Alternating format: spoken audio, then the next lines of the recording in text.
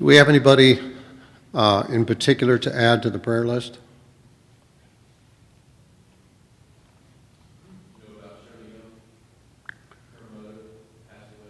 No, I did not know that.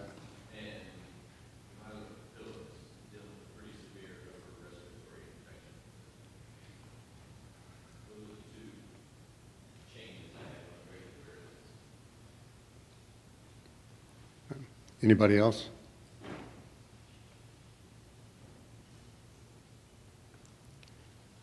Is Mila at home or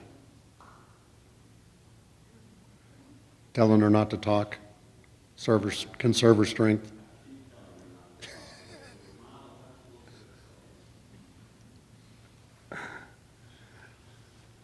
Jim?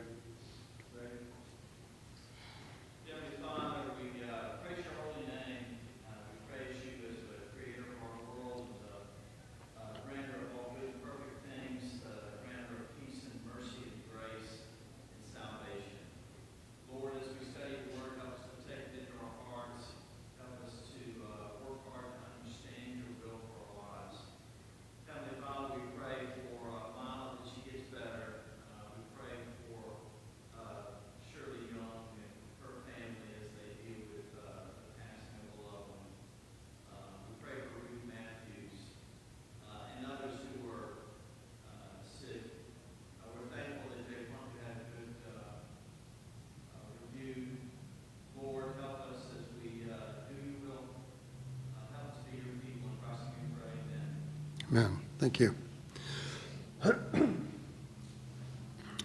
Before class, Josh and I were talking about, in general, the differences, one main difference between man and God.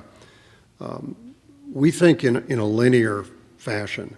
In other words, we remember what we had for lunch yesterday. We know what we're doing today. We're planning for tomorrow, and tomorrow doesn't come before yesterday. With God, those boundaries don't exist.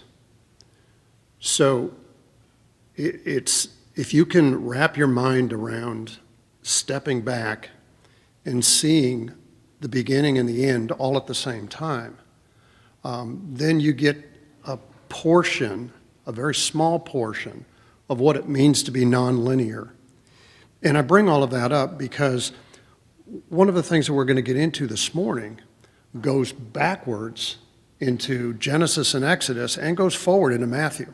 And all three of the things are tied together. And so that's why I mentioned that. And I would just want you to keep that concept in mind that God already knew how John was going to pen Revelation when Adam and Eve sinned. So just a little confusion there to start the morning.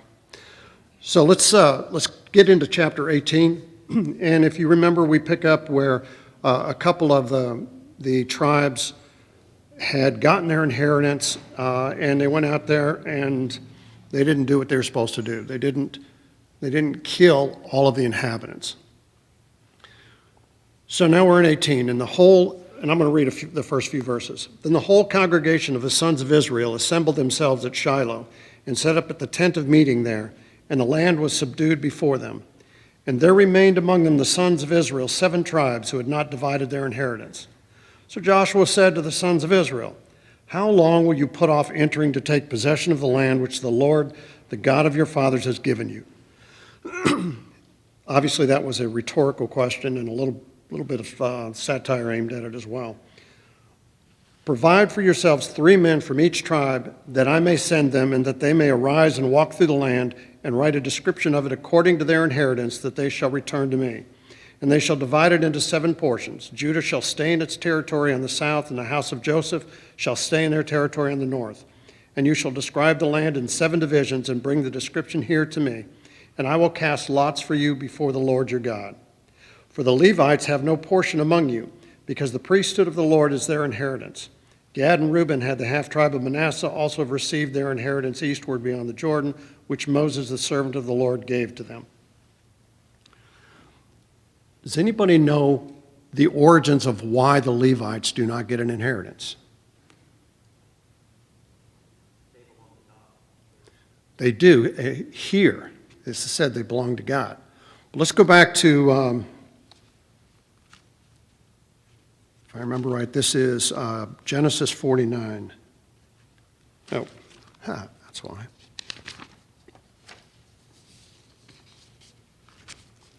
Or am I getting ahead of myself here?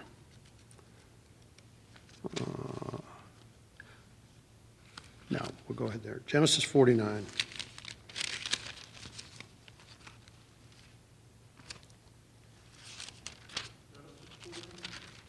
Genesis 49.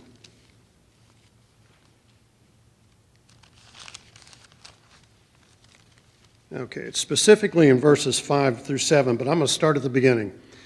Then Jacob summoned his sons and said, "Assemble yourselves, that I may tell you what shall befall you in the days to come. Gather together and hear, O sons of Jacob, and listen to Israel your father. Reuben, you are my firstborn, my might and the beginning of my strength, preeminent in dignity and preeminent in power. Uncontrolled as water, you shall not have preeminence, because you went up to your father's bed, then you defiled it. He went up to my couch. Simeon and Levi are brothers. Their swords are implements of violence. Let my soul not enter into their counsel. Let not my glory be united with their assembly, because in their anger they slew men, and in their self-will they lamed oxen. Cursed be their anger, for it's fierce, and their wrath, for it is cruel. I will disperse them in Jacob and scatter them in Israel." Okay, so just a side note here real quick. For they lamed the oxen. We talked about this a few weeks ago. This was hamstringing an animal. Again, it was not done to kill the animal, it was done to lame the animal. And this is the origins, back in Genesis, this is the origins of where the Levites ended up being as we go through Scripture. Okay, just hang on to that thought for a bit now. So when we get to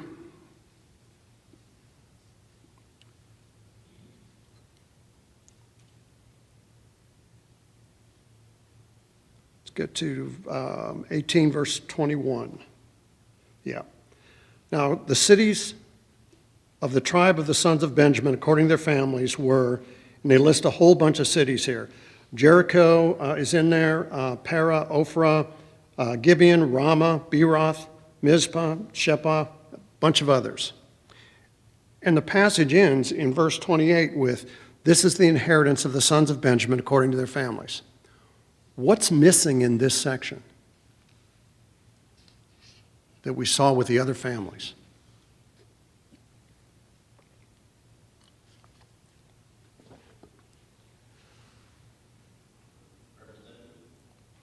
Not the representatives. What's missing? What's missing in this recount for the inheritance for the tribe of Benjamin?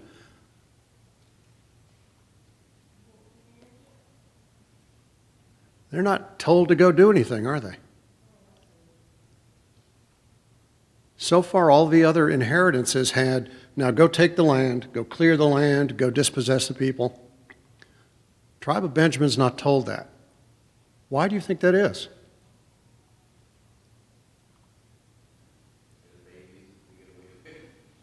Well, they cast lots, so they just got the luck of the draw of getting unoccupied land. Look at those cities in there. Jericho's in there. Gibeon is in there. Hadn't they already taken care of it? The land that Benjamin is given, Joshua already cleared out. All they had to do was walk in and start living their lives. I noticed he did something really neat when you're dealing with the siblings and you're trying to make things fair. And I didn't invent this, I read it somewhere.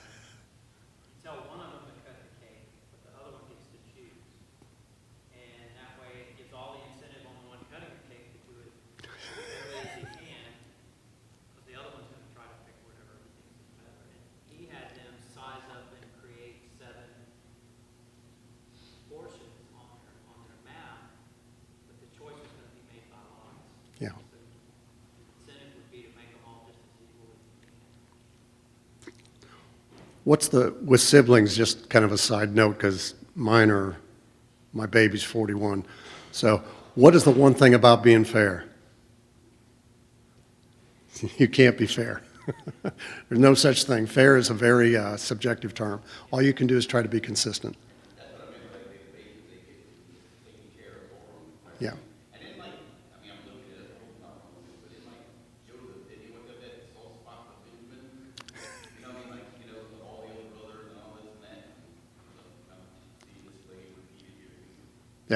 But you'll notice that it starts off with Joseph stay in the land of the north. So Joseph's already been squared away. So this is the other ones. But yeah.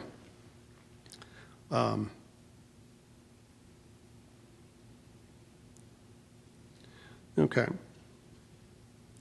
The second lot, starting in chapter 19, the second lot fell to Simeon, the tribe of Simeon according to their families, and the inheritance was in the midst of the inheritance of the sons of Judah. Okay. Remember, this is what we read in Genesis a few minutes ago, that Simeon was going to be stuck inside. He was not going to have that kind of authority and power and prestige.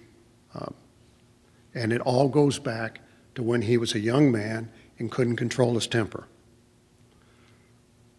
Lessons for all of us.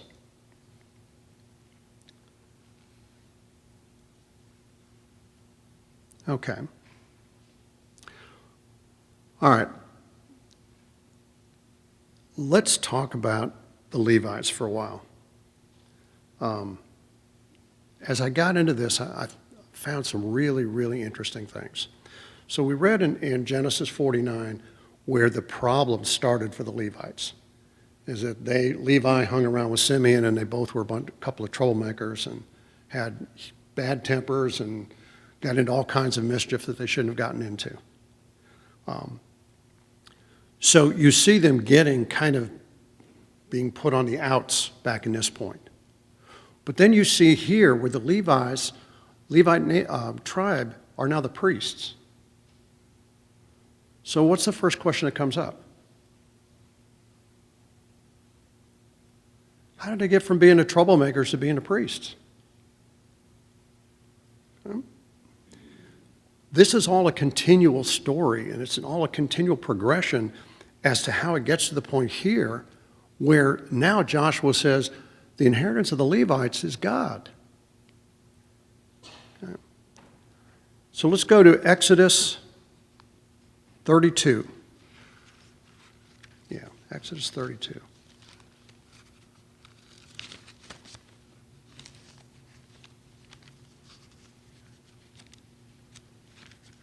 If I can find it. I thought I marked it. Nope, that's Leviticus. There we go. Exodus 32. And I'm going to read verses 26 through 29. Then Moses stood in the gate of the camp. Let me back up a second here. The context of this is the golden calf, where Aaron allowed the golden calf to be made. So let's step one verse back and start in verse 25. Now when Moses saw that the people were out of control, for Aaron had let them get out of control to be a derision among their enemies, then Moses stood in the gate of the camp and said, "Whoever is for the Lord, come to me." Look who went to Moses. And all the sons of Levi gathered together for him, or to him. And he said to them, "Thus say the Lord, the God of Israel, every man of you put his sword upon his thigh, go back and forth from gate to gate in the camp, and kill every man his brother, and every man his friend, and every man his neighbor." So the sons of Levi did as Moses instructed, and about 3,000 men of the people fell that day. Then Moses said, "Dedicate yourselves today to the Lord, for every man has been against his son and against his brother, in order that he may bestow a blessing upon you today." Does that evoke any thoughts of any other scriptures to anyone?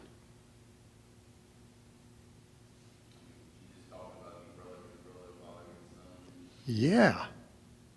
Matthew 10. It's in a couple of the other Gospels as well. Matthew 10, 34, 36.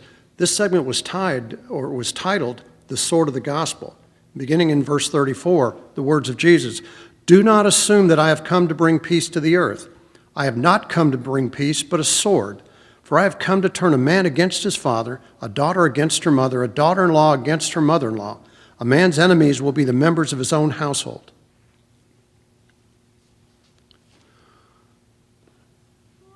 Unfortunately, I didn't come across this when I had the privilege of augmenting Wade's lessons on 1 Peter. When 1 Peter tells the Christians, "For you are a holy nation, a royal priesthood, I can't help but think Peter's thoughts were in this same progression. From young men with no control of their temper to taking a stand and now serving as God's priests. That's the exact same thing that happens to us, isn't it? When I talked in the beginning about this nonlinear thought process, God knew about this. God knew when at this time that the church would come about and that this would be the progression, and this is here for our understanding and for our learning and for our edification. So now you have this tribe that regained themselves by standing up for God, which is also kind of interesting because they slew their own brethren. They slew other Israelis in order to achieve this goal. And now their inheritance is no land. Again, what does that evoke for us?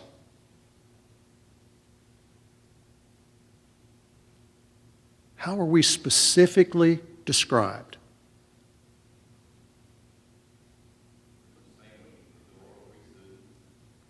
Past that. Yes, absolutely. Past that, though. Physically, how are we described? Yep.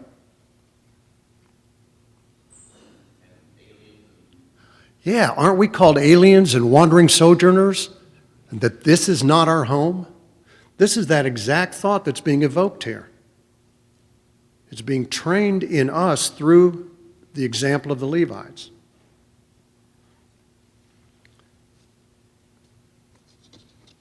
So what was the inheritance of the Levites? Yes, it was God. What physically was the inheritance of the Levites? They didn't get any land. They got basically 10% of everything that was there. They had duties, they had jobs, they had to do for the rest of the nation. They got their sustenance from the tithes. They did. They were given cities. The Levites were given cities within the land of the other tribes. Okay, that's where I was going with it. But yes, their sustenance was gained through the support of everyone, of all the other tribes around them. And we're going to get more into that, but yeah, that's kind of this big picture here. And again, I just can't help but miss the parallel here. Our sustenance, our support comes from where? It comes from God, doesn't it? And all we have to do is trust that it's going to be there. One way or the other, it's going to be there. Paul talks about it, doesn't he? Paul talks about being rich, being poor, being in need, having plenty, and always being content. Because whatever station he's in, he knows it came from God. And his focus was on preaching. The Levi's focus was on providing a religious support, a godly support for the nation, which again is very ironic given where they were in Genesis. And that's our job too, isn't it?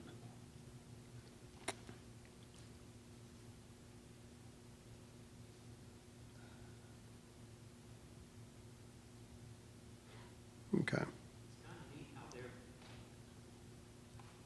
growth or their benefit is tied to the people. Mm-hmm. People that they serve. So being a percentage, as the nation did better as far as wealth goes, so did they. Yeah.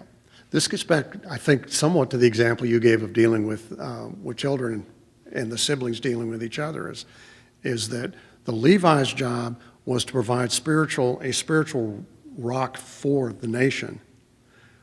In turn, the nation should have prospered from that, for which then it came back to the Levites in that offering, huh? So it's kind of a very much a symbiotic relationship if it went the way it was supposed to go.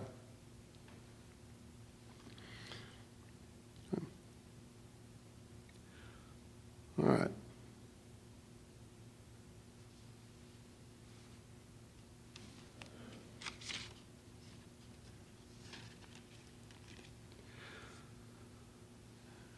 Okay, so we have the tribes of Zebulun, Issachar, Asher, and Naphtali.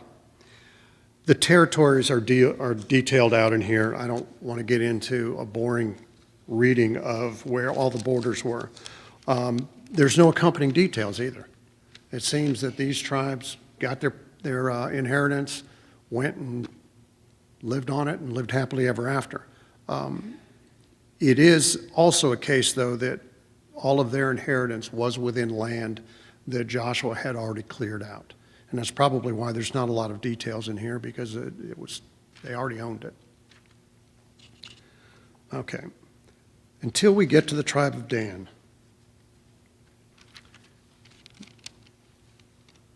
1947. All right. Yes, ma'am. Oh, verse 47. Chapter 19, verse 47. And the territory of the sons of Dan proceeded beyond them, for the sons of Dan went up and fought with Leshem and captured it. Then they struck it with the edge of the sword and possessed it and settled in it.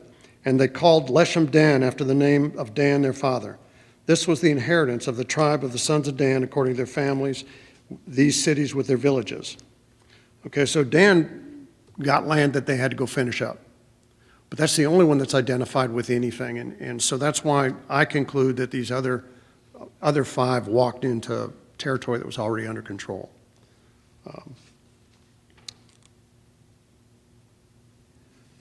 Okay, so now all the tribes are taken care of. They've all been given their inheritance. One person remains for his inheritance. That's Joshua. And like any good leader, he waits till last. He makes sure that all of his people are taken care of. All of the job that he's been charged with is handled before he turns to himself. And so we look at verse 49. When they finished apportioning the land for the inheritance by its borders, the sons of Israel gave an inheritance in their midst to Joshua the son of Nun. In accordance with the command of the Lord, they gave him the city for which he asked, Timnath Serah in the hill country of Ephraim. So he built the city and settled in it. These are the inheritance which Eleazar the priest and Joshua the son of Nun and the heads of the households of the tribes of the sons of Israel distributed by lot in Shiloh before the Lord at the doorway of the tent of the meeting. So they finished dividing the land.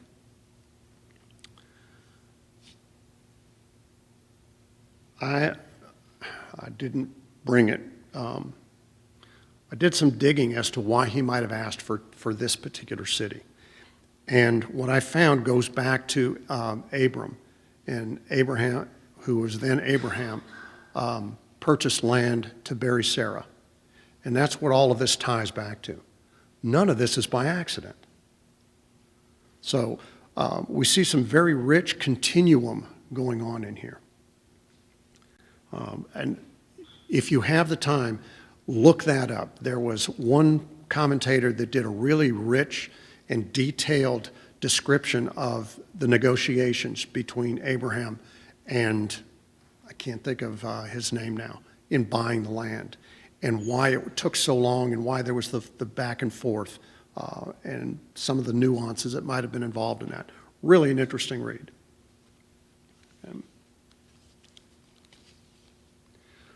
All right.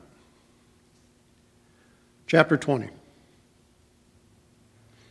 This is where we get into setting up the cities of refuge that we talked about several weeks ago. The Lord spake to Joshua, saying, Speak to the sons of Israel, saying, Designate the cities of refuge of which I spoke to you through Moses, that the manslayer who kills any person unintentionally without premeditation may flee there, and they shall become your refuge from the avenger of blood. And he shall flee to one of these cities, and shall stand at the entrance of the gate of the city, and state his case in the hearing of the elders of the city, that they shall take him into the city to them, and give him a place so that he may dwell among them. We talked about this once before. What picture comes to mind here?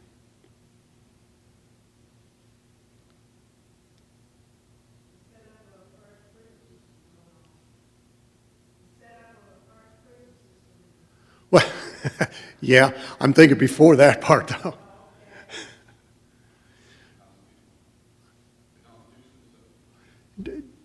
Doesn't this bring pictures of a trial by a jury of your peers?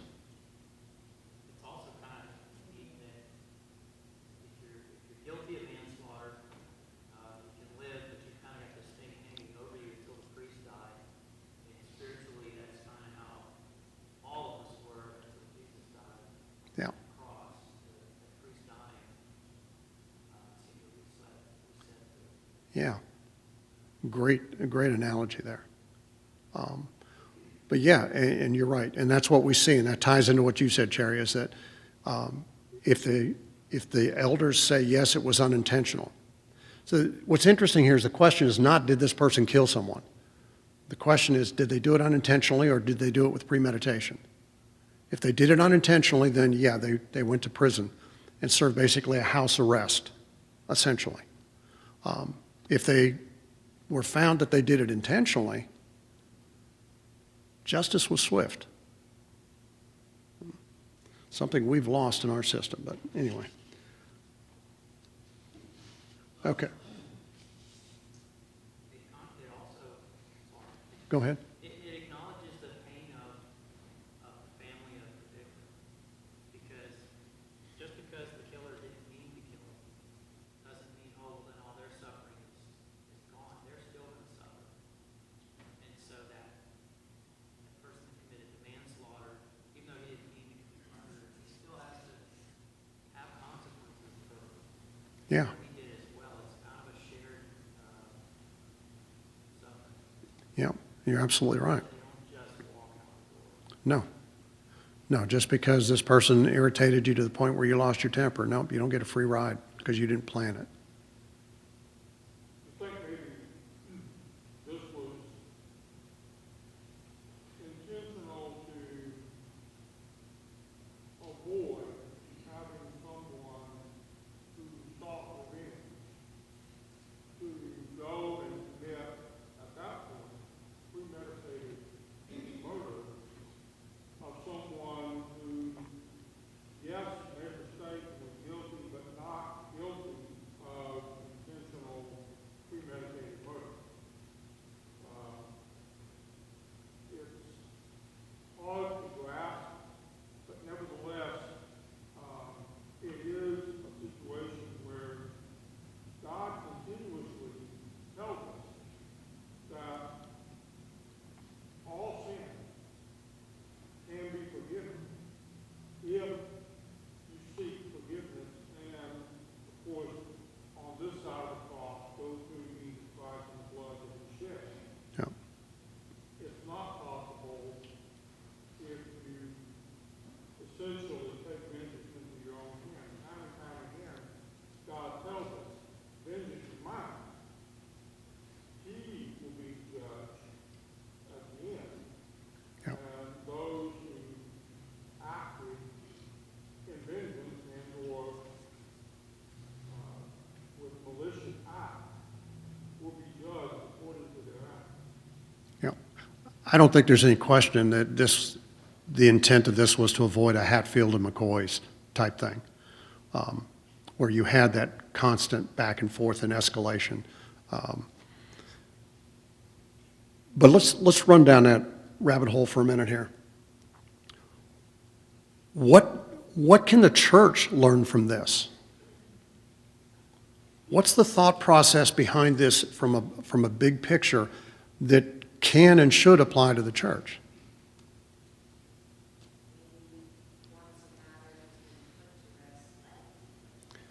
Absolutely. Absolutely. Do you have your hand up? What happens when it's not? What happens when this premise, this example, is not followed in the church? Chaos. You have congregations split, and you have Christians bad-mouthing other Christians. You have internal fights within a congregation. You have internal fights between congregations within cities. You have chaos. And I think too often we don't learn enough from these examples and this history that we have here in how we deal with each other on a bigger playing field. Just my preaching for 5 minutes. I don't know if it ties into this, like this sentence, if I'm not reading it wrong, it's hiding the death of the high priest who was serving at that time. The sentence is, yes. So, like, that's funny too, because I mean, who controls the life and death of this high priest other than God himself? So, like, you don't have a 5-year sentence put on this, like, it's until the death of this, so God knows in the repentance time that, oh, this high priest is dead, well then, okay, it's done and over now. And I guess they go back to the vengeance side and all that too, where this high priest is dead, you have a new high priest.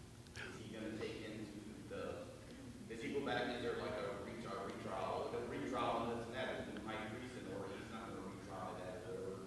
It doesn't say the high priest, does it? It says this high priest. So yes, unless I'm mistaken, the high priest's changed on a periodic basis. Was it 3 years, 1 year, 7 years? At the time of Jesus, they did it every year because the Romans basically sold the spot. Okay. But a high priest was a high priest for life. Okay, so it would have been the same. Okay. So shame on you if the high priest had just been appointed and he was 25 years old, huh? Or lucky Yeah.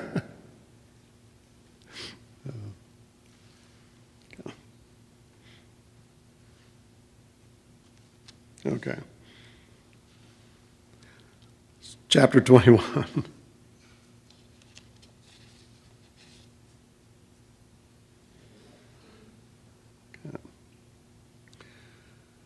Then the heads of the households of the Levites approached Eleazar the priest and Joshua the son of Nun and the heads of the households of the tribes of the sons of Israel. Notice that every time we're in here at this point, this is not Joshua dictating. This is a group of elders, for lack of a better term. In this case, it would be physically elders that oversaw the families so that the nation would act with one thought, with one purpose, and not, well, just because he said, I'm not going to do that. And I think that's important to pay attention to. And they spoke to them at Shiloh in the land of Canaan, saying, the Lord commanded through Moses to give us cities to live in with their pasture lands for our cattle. So the sons of Israel gave the Levites from their inheritance these cities with their pasture land, according to the command of the Lord. Okay, then comes out and each family gives them a certain number of cities. That total was 48, just to save you the going through and counting them up. Google did that for me. So you have 48 cities throughout the land of Israel that have been given to the Levites with the pasture lands so that they could work it and feed themselves as well. It's interesting that it was done so that no one was more than 10 miles away from one of these Levite cities. Why do you think it was so evenly dispersed?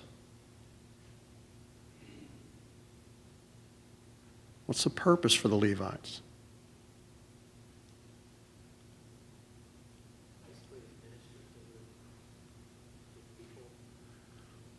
Greater than that. What was a greater purpose they had than just administering to the people? To provide that religious example, that godly example to the nation as a whole. And by being dispersed like that, no one could say, well, I never thought of that because I can't get to the Levites, or I'm on my own out here. No one was more than 10 miles away.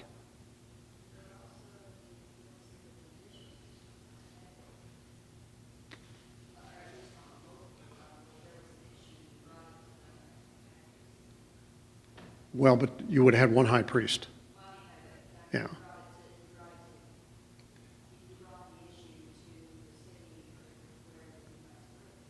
I did not find that, but that makes sense that you would start there in order to get it back to the high priest. And conversely, if you're up in the north and the high priest dies, it's going to take a while for that information to get there. Or anything along those lines. By having that network, it would have been easier to pass communication across the entire land, without a doubt. Both good and bad information. I'm still like wrapping my head around it. I don't know if you're missing lessons on this, but like the their inheritance, I mean, literally mine says just to make, however, you do not get a portion among you because the priestly service of the Lord is your inheritance. Right. Reminds me of God's like saying in that. That would be like if you go in our terms here, you have a family, mom and dad die, you go to the lawyer's office to do the will, right? And you have stuff being separated aside, and you have this one sibling who basically the will says you don't get anything, or you get taken care of, but your big inheritance that you got to serve me, you got to know me. You know, like if that was in our terms here, we'd freak out. You know, we flipping out, family. But that's what God's saying in here is that yeah, everybody gets this, then we can get all this, but not y'all.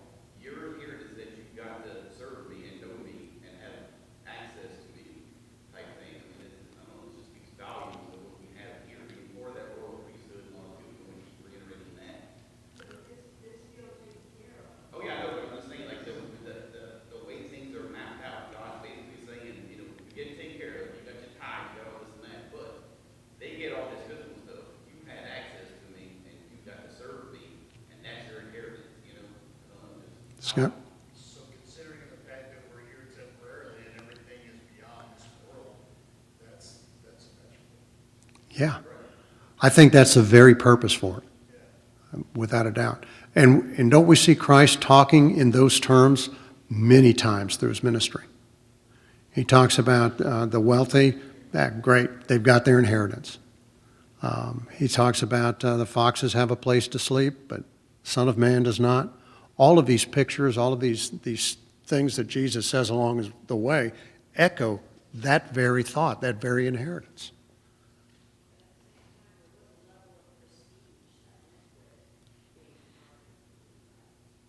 Yeah.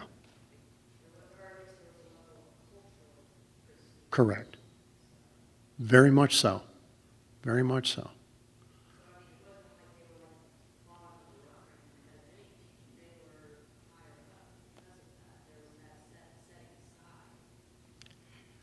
Imagine what the tribe of Simeon thought.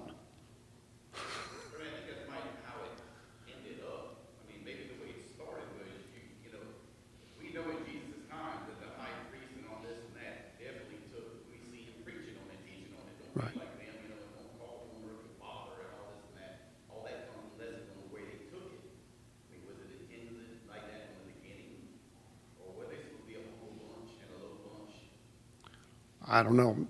When I look at it and say, okay, like you say, you open up that will, and your inheritance is to serve my will among all of your brethren, and I'm not giving you any land. You'll be taken care of, but I'm not giving you any land. You'll get some cities that you can rest your head in, but your job is to provide my word. I mean, that's, yeah.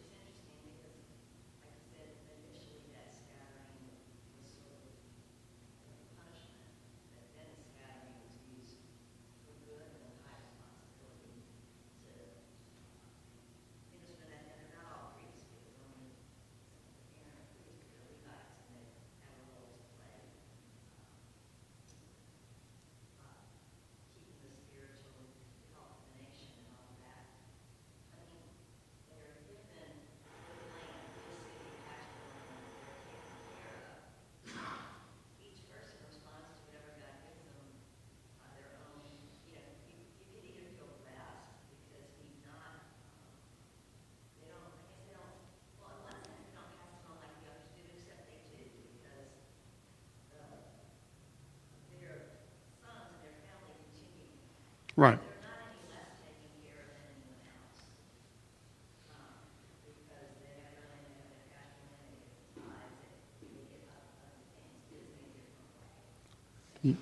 Very much so.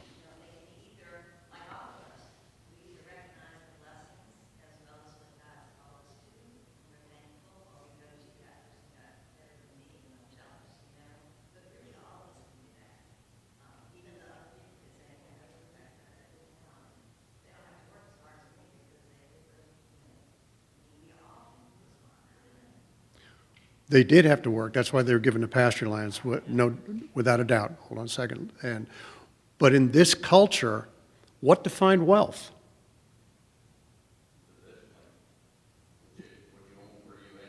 Yeah, that was your definitions of wealth.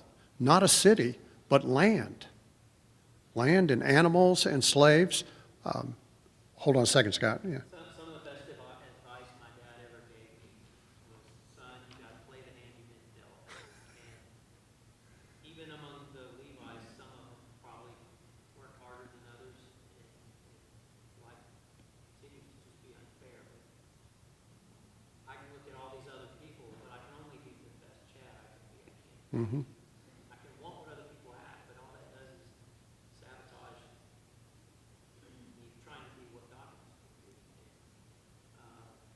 I forget when he told me, but it resonates. I hear it over and over in my head many Yeah. times when I start looking at the differences between what I have and what other people have, or what I get to do, and what other people get to do. And I still don't know how to play poker, but I get it. If you have a bad hand, you have to play that hand. Yeah. Or even fold, huh? Yeah, Scott? Yeah, you can take this exact same scenario and you can apply it to the world today. There are people who know, people who are striving to make that rat race and get as much as you can, as much land, as many goats and sheep as you want to, but the fact of the matter is, it's not here. Yeah, I think that's the driving point here, without a doubt. I think that's a driving point in why God set the Levites up the way he set them up, for that very reason, as an example for us. Tying us into being part of that royal priesthood.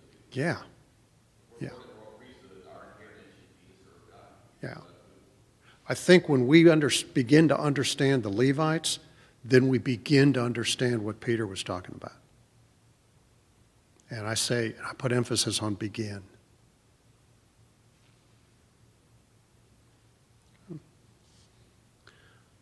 Any other comments? This looks like a good place to pause.